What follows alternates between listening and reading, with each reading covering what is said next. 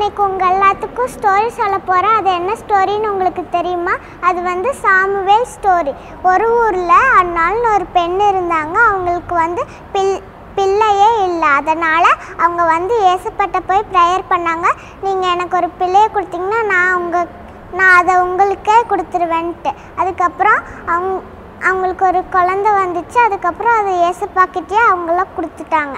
அதுக்கப்புறம் அவங்க வந்து ஒரு நாள் அவங்க வந்து ஏலி தாத்தா கூட படுத்துட்டு இருக்கும்போது அவங்களுக்கு வந்து சாமுவேல் சாமுவேல்னு சத்தம் கேட்டுச்சு.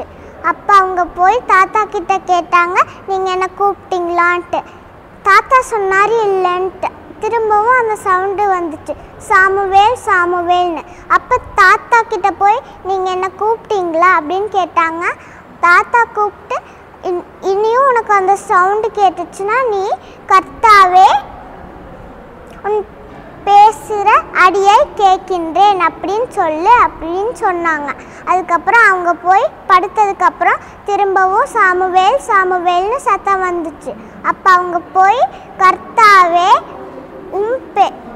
உம் அடியை கேட்கின்றேன் அப்படின்னு சொன்னோன்னே அதுக்கப்புறம் ஏசப்பா வந்து ஏலி தாத்தாவோட பசங்க வந்து ரொம்ப குறும் பண்ணுறாங்க, அதனால் நான் அவங்கள வந்து தண்டிக்க போகிறேன் அப்படின்னு சொன்னாங்க.